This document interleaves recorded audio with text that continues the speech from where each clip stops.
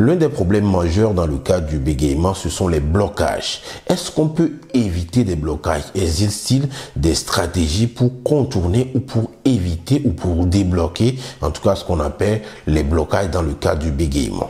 C'est ce que nous allons voir dans cette émission. Mais bien avant de commencer, permettez-moi de me présenter. Je suis Dodi Bédaron, je suis orthophoniste de formation, mais également docteur en sciences du langage. Comme je l'évoquais en introduction, nous allons aborder dans cette émission des stratégies pour éviter, en tout cas pour contourner les blocages. Qu'appelle-t-on blocage? Il s'agit essentiellement de l'arrêt en début du mot généralement. C'est-à-dire que le sujet va vouloir s'exprimer, mais se bloque, en tout cas bloque sur un mot. Certains sons vont être plus sujets au blocage. Il s'agit généralement des sons que nous appelons les bilabiales, c'est-à-dire les sons qui sont articulés avec les deux lèvres, ou encore les sons qu'on va appeler les explosifs, c'est-à-dire des sons qui entraînent une explosion.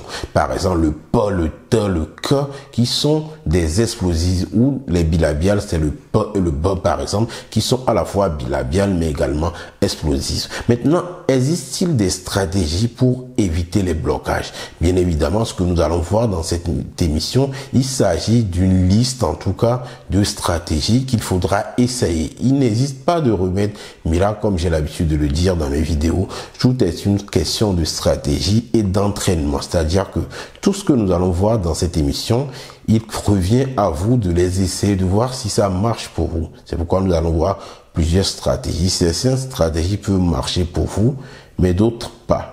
Il convient donc de voir dans quelle mesure cette stratégie vous est adaptée, sinon l'adapter selon vos besoins et vos envies. Première chose qui est importante que vous devez faire à chaque fois que vous prenez la parole, c'est de faire une inspiration profonde. L'inspiration profonde permet de décontracter, en tout cas, tout le corps, mais également les muscles de la parole. Quand vous inspirez, vous mobilisez assez d'air qui vous permettra d'articuler plus aisément, mais également permet à vos muscles, à votre cerveau d'être oxygéné, ce qui permet une meilleure articulation.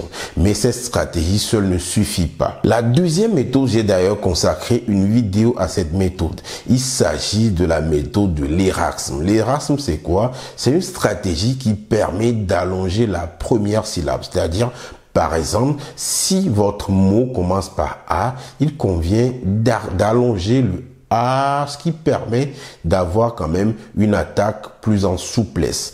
Ou si ce mot commence par une syllabe, par exemple ba, il convient d'allonger le ba, ballon, ce qui permet, en tout cas l'allongement, les études ont prouvé, permet d'éviter des blocages. Donc, je récapitule cette deuxième stratégie.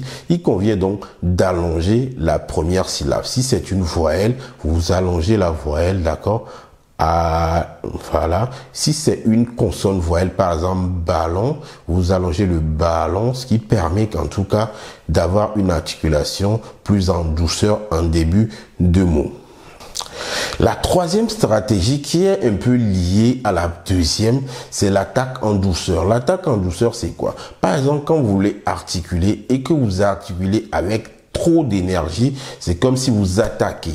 Et cette façon de parler, en tout cas, va entraîner plus de blocage. Donc, il convient d'attaquer en douceur, de parler, en tout cas, d'articuler en début du mot avec le plus de douceur possible. C'est-à-dire, au lieu de faire tac, il faut effleurer la première syllabe, ce qui permet d'avoir une attaque douce. Il convient au niveau de vos articulateurs, du contact entre les lèvres ou du contact entre lèvres, langue, que ces contacts en tout cas se fassent de la manière la plus douce possible, ce qui permet d'éviter les blocages. Quatrième stratégie que je vous conseille dans toutes les situations, à chaque fois que vous prenez la parole également, c'est de faire le plus de pauses possible. Alors, le rôle des pauses est essentiel quand on parle. Quand vous prenez une pause, il ne s'agit pas uniquement de pause.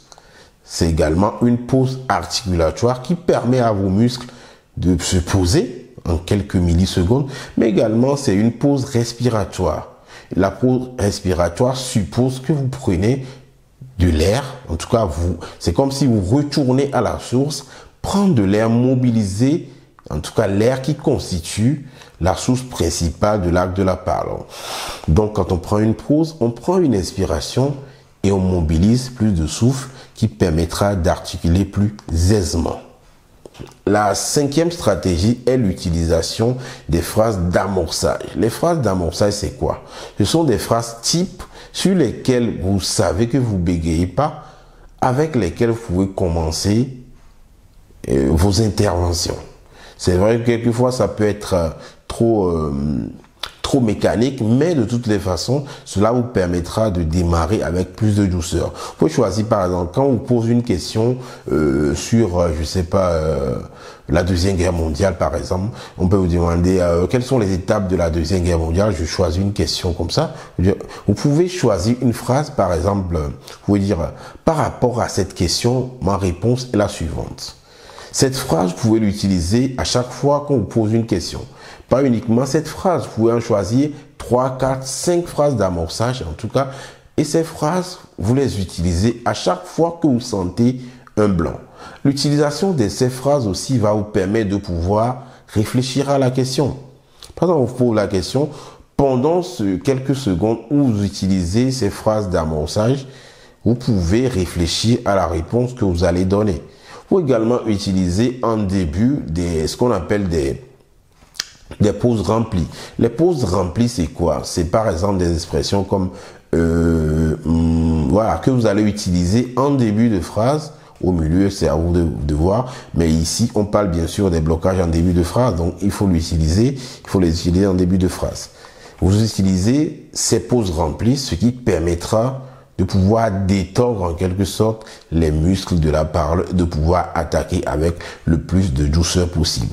Donc, s'il y a quelque chose qu'on doit retenir de cette vidéo, c'est bien sûr l'attaque en douceur, d'allonger la première syllabe, mais également d'utiliser le plus de pauses possible. Avec toutes ces techniques, vous êtes sûr que vous allez peut-être bégayer, mais avec moins de tension et vous allez pouvoir vous débloquer le plus facilement possible. Si vous avez des questions, n'hésitez pas à les laisser en commentaire et on se retrouve à la prochaine fois pour une nouvelle vidéo. Au revoir et à bientôt.